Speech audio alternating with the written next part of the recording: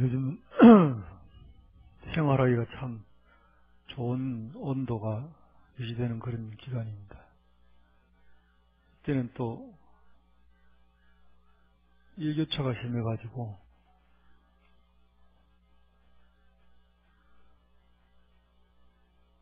우리 몸이 그 온도에 젊었을 때는 잘 적응을 하는데, 더우나 추우나 알아서 적응을 하는데, 나이가 들면은 그걸 조정하는 능력이 많이 떨어지게 됩니다. 그래서 조심스럽게 몸을 다뤄야 돼요.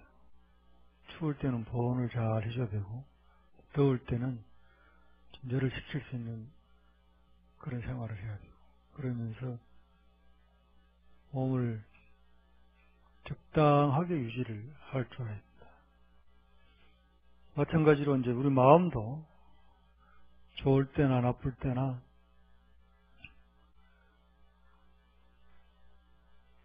잘 조화 있게 유지할 수 있도록 늘 우리가 보살펴줘야 됩니다. 몸이나 마음이나 그냥 놔놔버리면은 노출되어서 자극을 받는 만큼 반응을 하는데, 잘 못 반응할 때 이제 문제들이 생기는 거예요. 그래서 몸과 몸을 잘 다스리라 하는 것은 이제 마음을 잘 다스리라 하는 말이 100% 포함이 되어 있습니다. 그걸 잘 다스려야 우리가 사는 것이 올바르게 사는 것이다.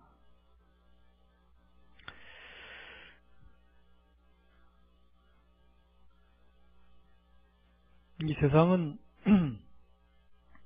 한 가지인데,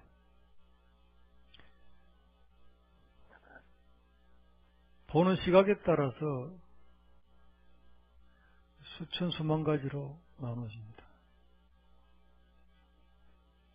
오늘 하루도 기쁘게 맞이하는 사람이 있는가 하면은 또 짜증스럽게 힘들게 맞이하는 사람도 아마 있을 것입니다. 근데 오늘 하루는 사실은 누구에게나 공평하게 다가온 것인데, 맞이하는 사람에 따라서 전부 다르게 맞이한다 이 말이죠. 공평하게 다가오는 그 세상은 우리가 감지를 하든 못하든, 우리가 알든 모르든 실제 본래 그 모습대로 존재한다. 그걸 이제 우리는 실상이다 이렇게 말을 하죠. 그 실상은 본래의 모습은 그럴진데 바라보는 시각에 따라서 달라진단 말이에요. 바라보는 시각에 따라 달라지는 그 모습이 우리한테는 현상으로 나타납니다. 지금 내 눈에 보이는 모습, 그게 실상인 줄 착각을 하게 되는 거죠. 내가 바라보는 것은 내 눈이 아주 정확하고 잘 되어 있다면 모르지만, 내 눈이 정확하지 않고 잘못되어 있다면 그거는 실상의 모습이 아닐 수가 있어요. 그래서 실상의 모습을 어떻게 하면 볼 수 있냐, 그게 사실은 문제인데, 말하자면 아까 말씀드린 이 가을도 그렇습니다. 이 가을도 실상의 모습은, 가을이라고 하는 모습은 여름하고 겨울 사이에 있는 것이죠. 그 가을은 가을이라고 하는 독자적인 모습이 없습니다. 우리한테는 가을이라 이렇게 되어 있지만은, 가을은 여름을 여의고 있을 수가 없고 겨울을 여의고 있을 수가 없어요. 여름이 없다면 가을이 있을 수가 없고 겨울이 없다면 가을이 있을 수가 없는 거죠. 그래서 겨울과 여름 사이를 우리는 가을 혹은 봄 이렇게 얘기하죠. 이 단원대에 따라서. 그래서 봄과 가을은 사실은 온도가 비슷합니다. 그래서 우리는 현상적으로 이걸 가을이다 이렇게 말하지만은, 실제의 모습은 봄과 겨울과 여름의 사이인데, 그러면 또 겨울은 어디 있느냐? 겨울과 여름은 또 가을과 봄 사이에 있는 것 뿐이죠. 독자적인 겨울이라고 하는 게 없어요. 우리 삶 속에 나타나는 모든 것들이 독자적인 모습은 존재하지 않습니다. 청룡동은 남산동하고 두구동 사이에 있는 게 청룡동이지, 청룡동이라는 게 독자적으로 있을 수가 없어요. 나이도 그렇고 세월도 그렇고 이 세상 모든 것이 그와 같습니다. 좋다 나쁘다 그 역시 그래요. 좋다 나쁘다 더 좋은 거와 조금 나쁜 거 사이에 있는 게 좋다죠. 더 좋은 거가 있다면은 좋은 거와 더 좋은 거 사이가 더 좋은 게 됐죠. 아주 좋은 거, 훨씬 더 좋은 거, 자꾸 올라가면 올라갈수록 처음에 좋았던 것은 좋지 않은 것이 되고 말이죠. 그러니까 우리가 바라보는 이 세상은 내가 바라보는 세상일 뿐 실상의 모습이 아닐 수 있다. 그거를 늘 인정하고 살아가야 됩니다. 그걸 인정하지 못하고 살아갈 때 이 세상에 너무 많은 세상이 존재하는 거예요. 너무 많은 세상이 같아지기를 희망하면은 갈등이 생기는데, 특히 남의 세계와 내 세계가 같아졌으면 이래 생각하는 사람은 보살이라고 그러고, 내 세계와 남의 세계가 같아졌으면 이래 생각하면은 중생이라고 그래요. 남의 세계하고 내 세계가 같아졌으면 이래가지고 남의 세계로 내 세계를 맞추려고 하는 것을 보살이라고 그러고, 내 세계에 다른 세계를 맞추려고 하면은 중생이라고 그런다. 니는 내하고 다르냐? 나는 왜 니하고 다를까? 이래 생각하면은 보살이고, 니는 내하고 다르노? 이래 생각하면 이제 중생입니다. 이 보살이 바라보는 세상은 실상에 입각해서 보려고 노력하는 게 보살이에요. 본래 모습에, 그러니까 절대로 가을에 집착하지 않는 거죠. 가을이라고 하는 게 따로 없다는 걸 알기 때문에. 가을은 단지 겨울과 여름 사이에 있는 것이다. 이렇게 생각하니까 가을에 실체가 없다는 걸 알기 때문에 가을에 집착하지 않는 거예요. 그래도 혹 누가 이걸 가을이라고 주장한다면은 보살은 그래 가을이다 해준다 이 말이에요. 아 그래 네 말이 옳다. 그게 가을이다. 그러나 세월이 흐를수록 보살은 그게 가을이 실체가 없음을 알려주리라 하는 비원이, 슬픈 그 원이 마음에 들어있죠. 그리고 보살 스스로도 이 가을이 실체가 없음을 내가 확실히 알아야 되겠다. 스스로도 그렇게 다짐하는, 그게 이제 상구불이 하중생 하는 보살의 삶입니다. 우리는 실상을 알지 못하기 때문에 괴로워하고 사는 거예요. 실상을 아는 사람은 어디에도 집착하지 않죠. 왜냐하면 집착할 만한 것이 없음을 알기 때문에. 여러분도 태어나 지금까지 단 한순간도 멈추어 있은 시간은 없다 이 말이죠. 태어나서 지금까지 수만 일을 살아왔는데 단 하루도 멈추던가요. 계속 흘러왔기 때문에 여러분들의 모습은 집착할 수 있는 모습이 없어요. 사진을 찍어놨다 하더라도 그 사진도 색이 바래버립니다. 그 태어나서 살아온 지금까지 내 모습 중에 어떤 게 진짜 내 모습이냐?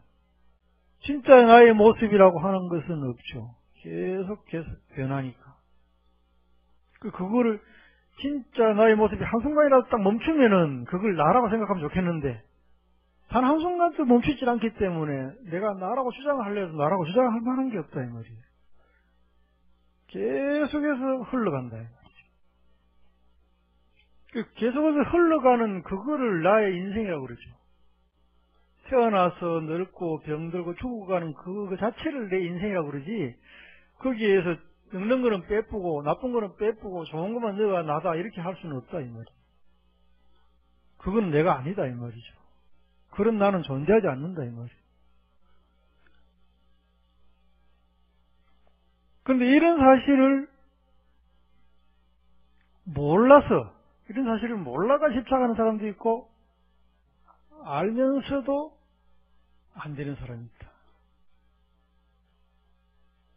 할머니, 할아버지, 심지어는 어머니, 아버지, 또 나이 들은 친구까지 다 죽어가는 거 보면서도 나는 안 죽을지 몰라.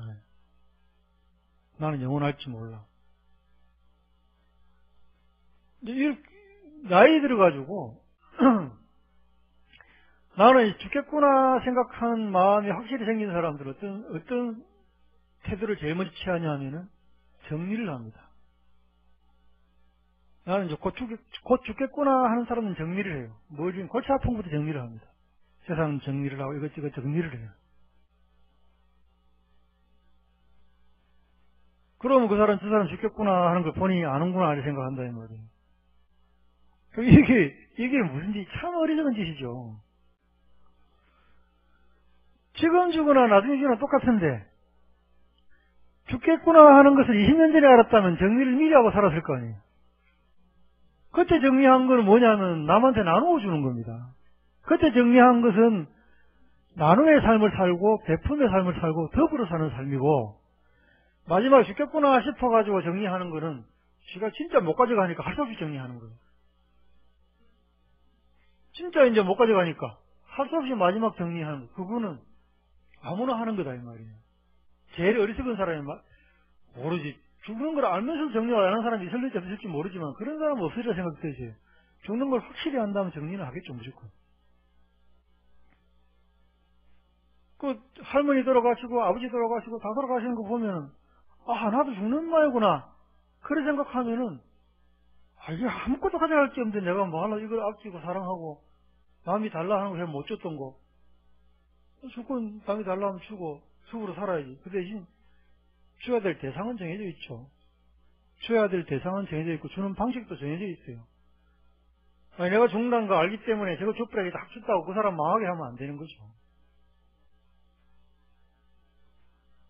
내가 어디에도 집착하지 않는 삶을 살면서 사실은 그들에게도 보여주고 그들도 우리 아버지는 집착도 안 하고 살아가시더라. 자연스럽게 물 흐르듯이 살아가시더라. 그걸 보고 자식이 그거 받아쓰되 자식도 나도 아버지처럼 그렇게 살아야지. 집착하지 말고 살아야지. 이렇게 되어줘야 된다 이 말이죠. 그러니까 수없이 많은 분이 돌아가시는 걸 보면서도 안 된다 이 말이에요. 보면서도 안 된다. 또 태어나서 남 죽는 거 한 번도 못 봤어요. 그래가지고 남 죽는지 나 사람 죽는 건 사실 몰라. 그래서 나는 집착한다. 그런 사람도 있을는지 모르지만 좌우지간 경험하지 않았기 때문에 실감나지 않았기 때문에 그런 사람이 있다 칩시다. 이 두 사람한테 이제 이 두 사람은 뭐가 다른가? 이 두 사람은 한 사람은 진리를 모르고 한 사람은 진리를 아는 거예요. 한 사람은 사람은 죽는다는 걸 모르는 사람이고 몰라서 그래 산다 칩시다. 한 사람은 아는데 안 돼. 어머니 돌아가시고 아버지 돌아가시고 할머니 돌아가시고 친구까지 죽는 걸 보면서도 안 돼. 이런 사람, 이 사람은 진리는 알은 것 같아요. 우리가 보기에는. 사실은 알은 것 같단 말이에요. 사실은 알았는데 이 사람에게 이거는 그게 정보죠, 정보. 이 사람이 지식일 뿐이다 이 말이에요. 그냥 정보요. 자기께 안 됐다. 부처님을 깨달으면 다른 모든 사람에게는 지식입니다. 불교학자들이나 다른 종교 사람들이나 석가모니는 2500년 전에 보로시 밑에 앉아가지고 이런 걸 깨달았다. 석가모니 깨달음을 연기라고 이야기도 하는 사람도 있고 중도라고 말하는 사람도 있고 여러 가지 이야기가 있습니다. 중도를 잘 설명하는 학자들도 많고 연기를 잘 설명하는 학자들도 수없이 많고 다른 종교 믿는 사람들도 그거를 파헤쳐가지고 그러나 아주 제 1초 전의 이야기는 아니다. 이제 이게 그 사람들 이야기죠. 어쨌든 이 세상에 있으니까 그런 현상이, 부처님이 본 건 현상의 원리를 본 것이고, 원리를 만든 자는 뭐 있을까? 이래가지고 신이라고 한 게 그 사람들은, 자기들 나름대로는 등장시키는 거예요. 근데 부처님은 거기에 적극적으로 반대죠. 야, 니한테 신이 왜 필요하냐? 이게 부처님 입장이에요. 니 살기도 바쁜데 신이 왜 필요하냐? 하기도, 부처님은 예를 들어서 2500년 전에 기도하는 신도들을 본다면, 야, 노력하게 바쁜데 무슨 기도라고 자빠졌냐, 그러십니다, 부처님. 지금 네 할 일을 해야지, 왜 너 기도하고 있냐, 어디 와가지고. 이게 이제, 부처님 돌아가시고 한참 뒤 수행론으로 오면 좀 달라져요. 아까 말한, 한 사람은 죽는다는 사실을 알지만은 안 되고, 한 사람은 죽는다는 사실을 몰라가지고 집착하고, 둘 다 똑같이 집착을 하는데, 한 사람은 뭐가 모자라냐, 한 사람은 지혜가 모자라고, 한 사람은 선정이 모자라는 거. 선정이 모자라고, 계행이 모자라는 거죠. 거기서 이제 정의 쌍순이 이런 말들이 나오게 되는 거예요. 부처님의 가르침을, 부처님이 세상을 바라보신 방법을, 총론을 이야기하자면은, 이 세상은 괴로운 곳이 아닌데 중생들은 괴로워한다 이거예요. 이 세상은 괴로운 곳이 아닌데, 다시 말해 이 세상은 지옥이 아닌데 중생들은 이 극락을 지옥으로 생각한다. 중생들은. 왜 그런가 보니까 중생들에게는 탐진치가 있어요. 탐내는 마음, 성내는 마음, 어리석은 마음이 세 가지가 있더라 이 말이에요. 이걸 부처님은 삼독이다. 세 가지의 독이다. 이렇게 생각했어요. 요 세 가지 독이 있어가지고 아까 말한 실상을 보지 못하고 현상에 집착하는 마음이 생긴다. 그래서 세 가지 독한 마음이 생기면 뭐가 생기느냐? 괴롭다고 생각한다. 이 세상은 지옥이라고 생각한다. 나는 괴롭다. 이 괴로워하는 사람에게 괴로움을 없애주려고 어떻게 되느냐? 괴로움은 실체가 없기 때문에 없애줄 수는 없고, 괴로움이 실체가 있다고 없애줄 수 있는데 괴로움은 실체가 없으니까 없애줄 수는 없고, 단지 그들에게 실상을 포기 만들면 된다. 이 실상을 포기 만든다고 하는 것은 이 현상 속에 있는 참된 모습을 알게 하면, 진리를 알게 하면은 그들이 괴로움의 실체도 없다는 사실을 알게 될 것이다. 여러분들이 지난 세월 살아오면서 즐거워도 했고 괴로워도 하셨는데, 즐거움도 실체가 없어서 지금 여러분 붙어 있는 거 아니지만, 여러분이 수없이 괴로워했던 그 괴로움도 지나고 보니까 실체가 없잖아요. 여러분이 수없이 괴로워했던 그 괴로움도 녹아있거나 실체가 있거나 있지 않다 이 말이에요. 즐거움이 없는 것은 참 허망한 일 같지만, 괴로움이 없는 것은 퍽 다행스러운 일이죠. 괴로움이 나에게 그대로 존재하지 않는다고 하는 것은 퍽 다행스러운. 그럼 과거라고 하는 건 뭡니까? 지나간 걸 과거라 한다고요. 그럼 이 순간도 지나가느냐? 지나갑니다. 이 순간도 내일 되면 과거가 되는 거죠. 그럼 과거의 괴로움이 없다면 현재의 괴로움도 없는 거예요. 현재의 괴로움이 없다면 남아있는 괴로움도 없다는 소리죠. 그런데 나는 왜 괴로운가? 괴로움의 실체가 있는 걸로 착각하기 때문에, 실상을 보지 못하고 현상에 집착하기 때문에 그런 거예요. 현상을 벗어나서 실상을 봐야 되는 걸 못한다 이 말이죠. 그래서 괴롭다 이 말이에요. 그 괴로운 사람의 특징은 뭐냐? 탐내고 성내고 어리석은 마음을 가지고 있더라. 탐내고 성내고 어리석은 마음을 가지고 있더라. 부처님이 생각해, 이 사람들을 어떻게 해서 탐내고 성내고 어리석은 마음을 없애줘야 되겠느냐? 그러니까 이 사람들에게 사실을 알게 해주면 되겠는데, 사실을 알게 해주는 그 이야기가 간단한 이야기인데 이걸 해라고 그래요. 지혜라고 그래요. 지혜. 이 사람들이 어떻게 가르쳐야 되겠냐? 개정의 사막으로 이 사람들, 부처님이 처음부터 개정의 사막으로 이들을 가르쳐서 이해한 게 아니고, 한 사람 한 사람을 가르치다 보니까 턱 알아듣는 사람이 있고, 아까 말한 수없이 네 주변의 사람이 많이 죽을지 않느냐? 그렇지, 그렇습니다. 그렇다면은 너도 죽을 것이다. 너도 죽는다 하면은 지금 괴로움이 무슨 의미가 있겠느냐? 네 죽을 때 괴로움이 있겠느냐? 네 몸도 죽는데 괴로움이 있겠느냐? 그 말 듣자마자 알아듣는 사람은 계율도 필요 없고 선정도 필요 없는 거죠. 그거 못 알아듣는 사람들에게 계율 이야기하고 또 선정 이야기를 해요. 근데 아까 말했다시피 많이 들어가 아는데도 안 되는 사람은 어떻게 되느냐. 그 사람들은 거꾸로 계율과 선정을 갖춰야 돼요. 그런 사람들은. 계율과 선정을 갖추어야 거기서 건해가 아니고 올바른 해가 나온다. 제대로 된 해가 나온다. 이제 그러니까 뒤에 이제 수업 있는 많은 분들이 부처님 공부를 해보니까 이거는 개정의 사막을 골고루 닦아야 된다. 특히 이제 그 계율은 기본이고 스님들 같은 경우는 기본이고 앉아가 참선만 해야 될 일은 아니고 참선과 부처님의 지혜의 말씀을 동시에 보는 두 가지를 동시에 닦아가야 됩니다. 정해를 쌍수해야 됩니다. 정해를 두 가지 동시에 닦아가면서 살아가야 됩니다. 그렇지 않으면은 어떤 사람은 머리로 많이 알아가 말만 할 것이고 어떤 사람은 앉아가지고 마음만 고요하지 뭐가 뭔지 모르는 사람이 될 것이다. 그게 무슨 의미가 있고 소용이 있겠는가. 그러니 부처님의 말씀을 제대로 공부하고 그거를 제대로 알아들을 수 있도록 또 선정을 통해서 해를 밝혀야 된다. 이제 이 말씀 하시는 건데. 비유컨대 이런 거예요. 부처님 살아계실 때 어떤 여인이 아들이 죽어가지고 괴로운 마음에 울부짖고 돌아다녔다. 그러다가 누구한테 들으니까 저 뒤에 진리를 아는 분이 계신다. 이제 부처님을 찾아온 거예요. 부처님 찾아와 내 아들을 살려달라고 부탁을 합니다. 부처님 내 아들을 살려주세요. 사방을 돌아다니도 내 아들을 살려달라는 그 말에 아무도 답하지 않았는데 부처님은 답하지 않을 수가 없었어. 내가 네 아들을 살려주지. 대신 한 가지 네가 일을 해야 되겠다. 무슨 일?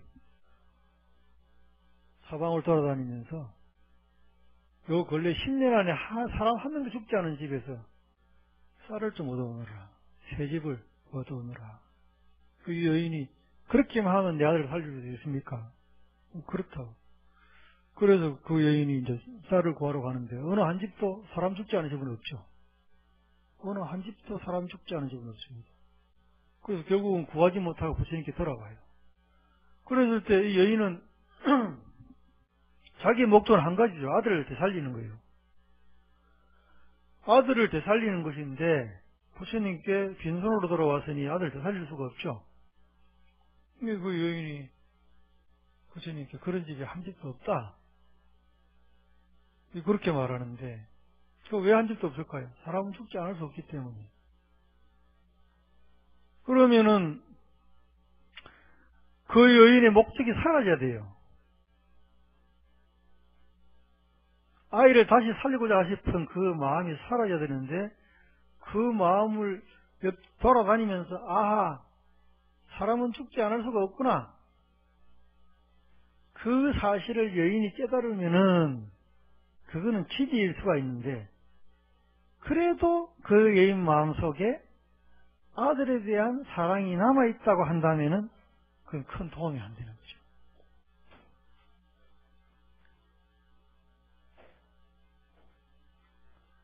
다 죽는다 하더라도 그러면은 좋습니다. 부처님 다 죽는다 칩시다.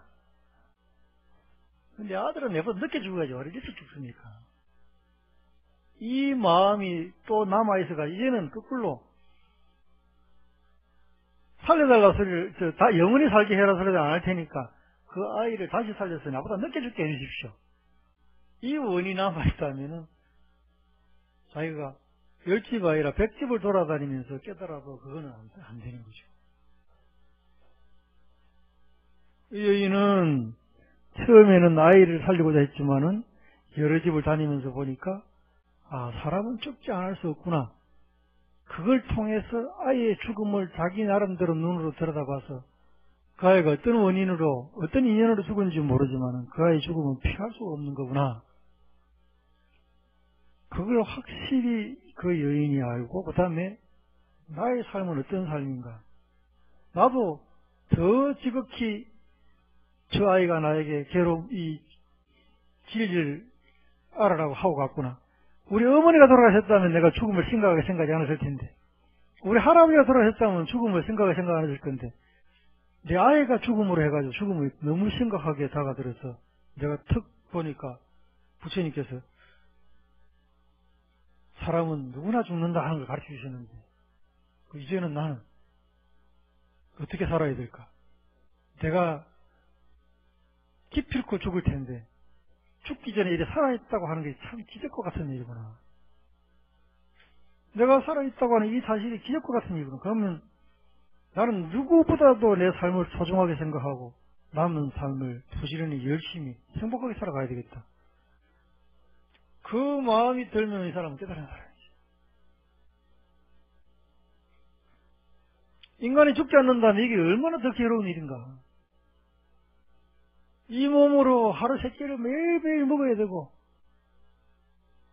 여러분, 지금같이 이런 상황에서 한국은 도리 없이 여자가 밥을 하는데, 남편이 만년 산다 하면 어떻게 되겠습니까?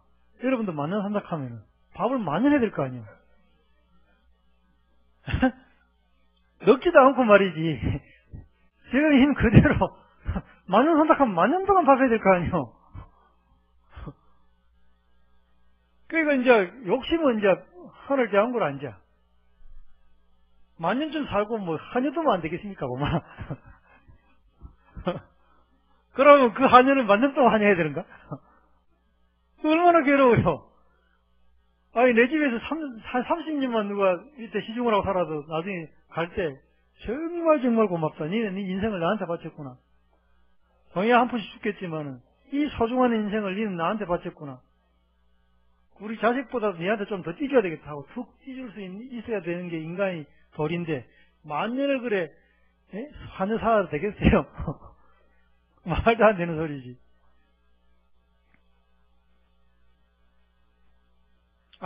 죽는다는 그 사실 때문에 내 삶이 더 소중하고 죽는다는 그 사실 때문에 하루하루 정말로 즐겁고 행복하고 멋지게 살아가야 되는 거구나. 그 멋지게 살려고 하면은 어디에 집착하고 남하고 싸울 시간이 어디 있겠는가. 만나는 사람마다 즐겁게 인사하고 만나는 사람마다 좋은 이야기 해주고 만나는 사람마다 반갑게 맞이하고 그러고 살아가야 되겠구나. 집에 일이 있으면 남이 할까 싶어 내가 먼저 해야 되겠고 그 사람 하루도 얼마나 소중한 하루인데 그 사람 하루 멋있게 살아가야지. 이거 기적 같은 하루가 아닌가.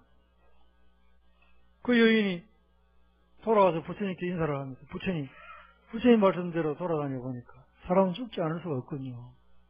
우리 아이는 우리 아이 인연대로 왔다 가는 것이고 나도 내가 왔다 가는 것인데 이 하루가 얼마나 소중한지 알아서 우리 아이 목까지 내가 잘 살아야 되겠습니다. 어떻게 하면 잘 살아야 될지 그거만 알려주신다면 내가 더 잘 살죠. 그래 되면은 그거는 지혜죠. 그거는 깨달은 거죠. 그거는 누가 어떤 사람이 와가지고 꼬셔도 너 아이 잘하면 살 수 있다 또는 니도 영원히 살 수 있다 수없이 꼬셔도 그 사람은 절대 믿지 않고 사람은 분명히 죽는다. 분명히 죽기 때문에 나는 죽기 전까지만 최선을 다해 살면은 내 인생은 끝이 나니까 그것만 해도 얼마나 다행이고 누가 말하길 나한테 딱 1년만 좀 도와주세요 이렇게 말하면 도와주기 편한데 평생 도와주세요 이러면 힘들죠. 친척이 와가지고 딱 요만큼만 도와주세요 하면 도와줄 수 있지만 있는 거 다 주세요 이러면 됩니까 그게? 근데 있는 거 다 달라고 하고 평생 도와달라는 인간들이 있잖아요. 누가 그래요? 자식이 그렇습니까? 자식이 단 한 번이라도 큰 소리로 그렇게 말하던가요. 엄마 아버지 평생 나 도와주셔야 돼. 죽을 때까지 나 도와주시고 죽을 때 다 쓰면 안 돼 다 쓰면 남기고 가야지. 이렇게 정색으로 말하는 자식들이 있던가요? 여러분 착각이에요 착각. 다시 말해서 여러분이 그렇게 부모한테 바라본 적이 있습니까? 엄마 아버지 뼈골까지 내가 다 뺏어 물을 테니까 그래 하시소 한 적 있냐고. 여러분 자식도 마찬가지. 여러분한테 그렇게까지 바라지 않습니다. 마찬가지로 우리 삶도 죽을 때까지만 몇십 년만 생을 다해 살다 보면은 끝나는 순간이 있지 않습니까? 그때까지만 잘 살면 되는 거예요. 걱정할 거 하나도 없어요. 걱정할 게 뭐가 있습니까? 만년 하라는 것도 아닌데. 그냥 몇십 년 하라는 건데. 여러분 살아있을 동안. 여러분 할 수 있는 만큼만. 그만큼만 열심히 살다 가라는 건데. 그게 뭐가 어렵냐. 여러분이 할 수 있는 만큼 하라는 것이.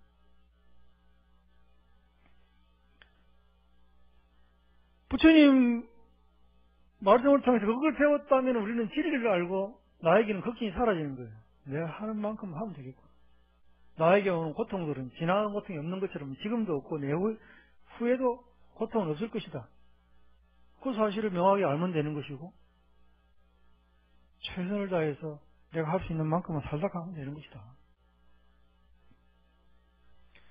모두 다 똑같은 일을 하면 안 됩니다, 여러분. 한 사람은 나무를 삶고 한 사람은 밥하고 한 사람은 국질이 왜 해야지? 모든 사람이 밥을 해가지고는 안 되잖아요. 모든 사람이 나무를 삶아서도 안 되고. 전부 자기 역량, 자기만큼 그 일을 하는데 그게 전부 다 밥을 할 때 한 사람이 나무를 삶으면 그 사람은 얼마나 소중한 사람이에요. 여러분 몫이, 여러분이 하는 그 몫이 다른 사람 아무도 안 하는 몫이다 이 말이에요. 그 아이를 위해서, 그 남편을 위해서, 그 부인을 위해서, 그 누구를 위해서, 내가 사랑하는 그 사람을 위해서 그 하는 것은 아무도 대신해 주지 않고 그게 대통령이 사인하는 것보다 더 중요한 일입니다. 대통령은 사인할 때 되는 데가 안 되면 안 되고 뭐 여야가 저 모양 저 꼴이고 국민이 저 모양 저 꼴인데 정치인들 무슨 고위 관직들 제일 생각만 하는 게 어떤 생각이냐 하면은 우리 민도의 수준 이렇게 생각합니다. 대한민국 사람들의 수준이 이거밖에 안 되니까 저 정도만 해주면 돼. 그래 생각해요. 자기들은 수준이 엄청 높고 국민은 되게 낮은 줄 알아요. 이거 하면 최선인데 국민들이 따라줘야 말이지. 그게 할 수 없이 국민 눈높이 맞춰 저 정도만 해야지. 그런 생각으로 사인합니다. 그런데 여러분은 혹시 자식한테 그렇게 이야기합니까? 남편한테 그렇게 하고 부인한테 그래 합니까? 여러분은 정말 최선을 다해가지고 최대치로 하잖아요. 여러분은 뭐 이 사람이 이 정도밖에 안 돼 이런 생각 안 하고 최대치로 하려고 노력하고 살아가지 않습니까? 여러분이 하는 노력이야말로 아무도 대신할 수 없는 제 일상에서 가장 소중한 거예요. 여러분이 하고 있는 그 짓이 아무도 대신해 줄 수 없는 세상에서 가장 소중한 거라고. 단지 집착하지 말아야 되고 단지 저 사람은 와 내하고 다르나 생각하면 안 돼. 내가 왜 저 사람하고 다를까? 내가 왜 저들과 다를까? 이것도요. 만년 살면서 하라는 말이 아니라는 것처럼 이것도 모든 사람에게 걸고 살아라는 말은 절대 안 합니다. 저는 수많은 이 끝나고 나면 또 노래 부르잖아요. 중생을 다 건져리다. 그거 할 거 없어요. 그럼 뭐 하려고 합니까? 중생을 왜다 건져? 너 그렇게 말한다고. 중생을 왜다 건져? 그러지 마세요. 여러분이 할 수 있는 여러분 가족만 건지면 돼. 각자 지 몫을 하면 된다고. 각자 지 몫을 하면 돼. 아니, 나도 중생을 왜다 건집니까? 생각 오는 사람만 건지면 되지. 자기 몫만 해나가면 된다고. 자기 몫만. 그게 가장 소중한 거예요. 내가 내 몫 안 할 때 아무도 안 해주잖아요. 그렇기 때문에 가장 소중한 내가 해야 되는 거예요. 아무도 안 해주니까. 그것만큼 소중한 일은 없다고요. 그래서 내가 왜 저들과 같지 않을까 하는 것은 모든 중생한테 그러지 말고 그냥 내 가족한테만 하십시오. 무슨 내 가족한테만 그렇게 하시다 보면은 더 나아지면 조금 다행이고요. 더 안 나아져도 돼요. 모든 사람이 저 가족한테 하면 다 해결되는 거 아닙니까? 모든 사람이 저 가족한테만 그래 하면 다 해결되는 거잖아요. 굳이 옆집도 그러고 우집도 그러면은 내가 옆집 구할 건 뭐 있어요? 옆집은 옆집대로 저것끼리 최선을 다해가지고 자기 가족들한테는 무한리필하면 사는 거 아닙니까? 우리 가족도 내가 무한리필하고 살면 되는 것이고.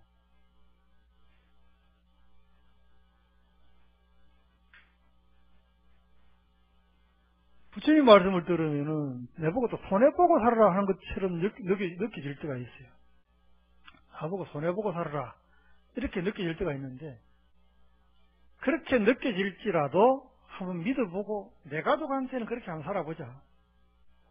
내 가족한테는 그렇게 한번 살아보자. 그거는 돼야 된다. 그거는 되어야 그 사람은 이제 불교 믿는 사람이다. 불자다. 이렇게 말할 수가 있습니다.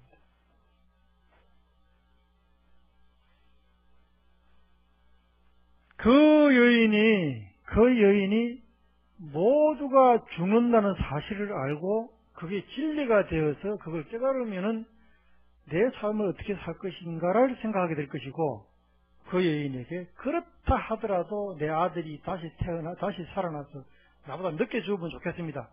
이렇게 마음이 될 때 그 여인에게 필요한 것은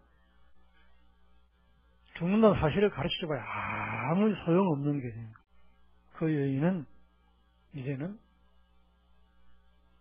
계율 지키고 살아가야 되고 선정도 닦아야 그 사실이 어떤 사실인지 알게 된다. 그래서 탐내는 마음과 성내는 마음과 어리석은 마음을 절제하는 삶과 집중하는 마음과 사실을 아는 삶으로 전환을 시켜가지고 살아가라 하는 것이 불교인데, 그렇게 되면 어찌 되느냐?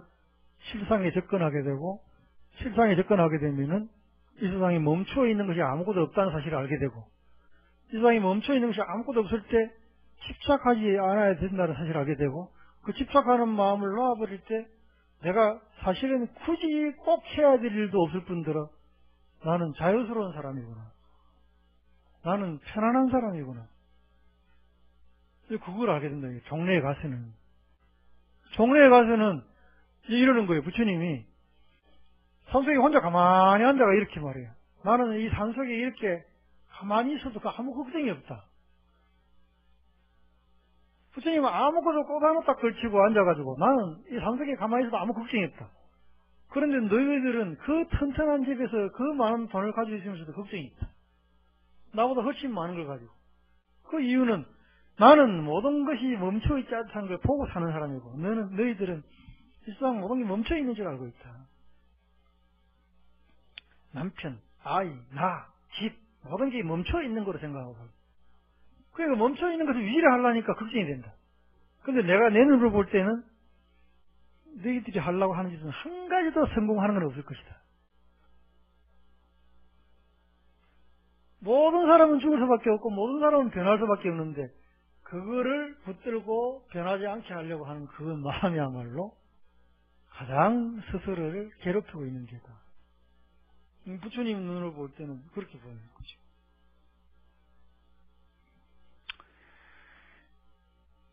우리가 뭔가 불안하고 걱정스럽고 불편하고 그런 마음을 안고 늘 살면서 그 표정이 얼굴에 다 나타나게 되죠. 늘 시큰둥하고 그냥